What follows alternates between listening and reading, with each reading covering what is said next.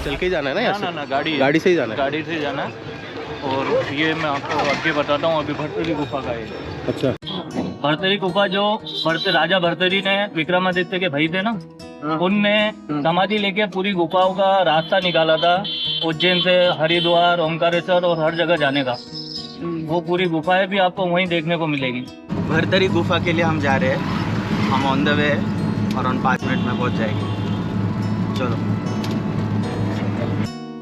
स्वागत है दोस्तों मेरे चैनल पर। मेरा नाम है अक्षय और आप देख रहे हैं उज्जैन सीरीज। इसके पहले हम गए थे गढ़ताली गणेश मंदिर और गढ़ताली माता मंदिर। अभी हम जा रहे हैं भर्तरी गुफा।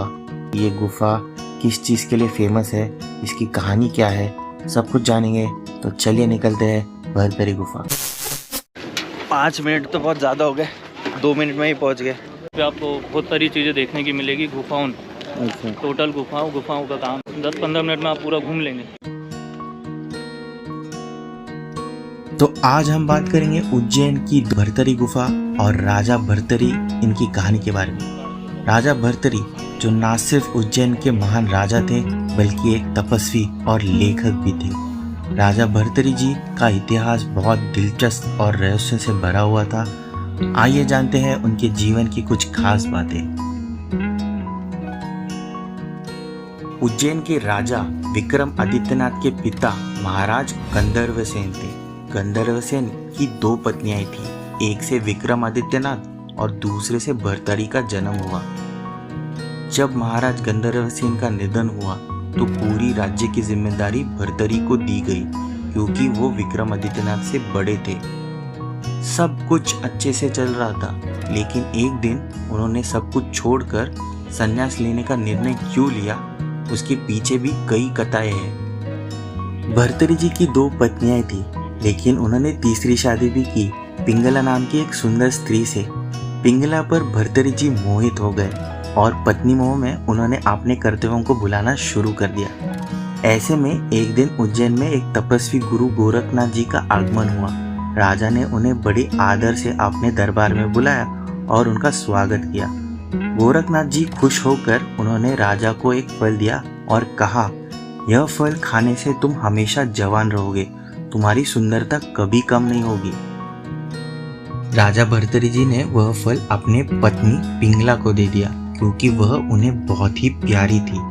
लेकिन पिंगला का दिल तो किसी और पे ही था। वह कोतवाल से मोहित हो गई थी और रानी पिंगला ने वह फल उसे दे दिया।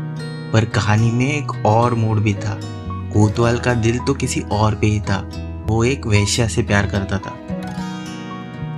वेश्या जो एक समझदार और नेक दिल वाली महिला थी, उसने सोचा ये फल उसके लायक नहीं है। उसने यह फल राजा भर्तरी को दे दिया ताकि वो सदैव स्वस्थ और जवान रहे और प्रजा का भला कर सके।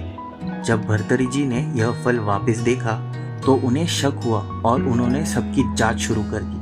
वेश्या से पूछने पर उसने कोतवाल का नाम लिया और कोतवाल से पूछने पर उसने पिंगला का नाम लिया।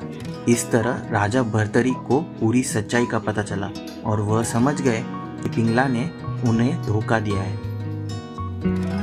इस धोखे के कारण भर्तरी जी के मन में वैराग्य उत्पन्न हुआ। उन्होंने अपना पूरा राज्य विक्रमादित्य को सौंप दिया और फिर इस गुफा में आकर उन्होंने 12 वर्ष तक कठोर तपस्या की और यही कारण है इस गुफा का नाम भर्तरी गुफा है।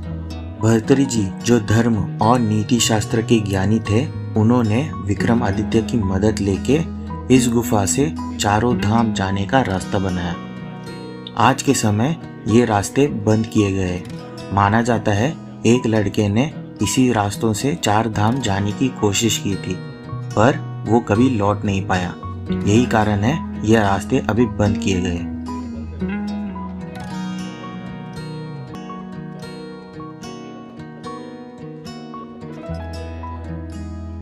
जब भी आप इस जगह पे आओगे तो थोड़ा सावधान होके घूमिए, क्योंकि इस गुफा के अंदर जो दरवाजे हैं वो काफी छोटे हैं, तो आपको झुक के चलना पड़ेगा। इस जगह 2 गुफाएं हैं, एक जो भर्तरी गुफा है जो अभी आपने देखी और दूसरी जगह है गोपीचंद गुफा। गोपीचंद गुफा ये भर्तरी गुफा से काफी नजदीक है।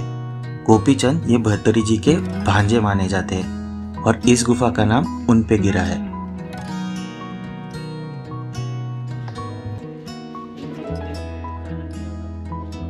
इस जगह काल भैरव का एक छोटा मंदिर भी है, पर जैसे सबको पता है उज्जैन में काल भैरव का एक मेन मंदिर है, वो हम अगली ब्लॉग में दिखाएंगे, तो बने रहिए।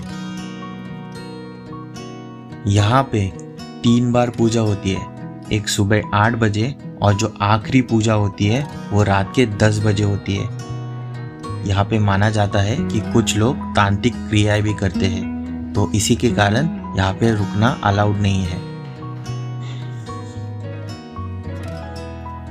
अगर ये इन्फॉर्मेशन आपको अच्छी लगी होगी तो चैनल को सब्सक्राइब करना ना भूलिए। तो चलिए मिलते हैं उज्जैन की अगली ब्लॉग में।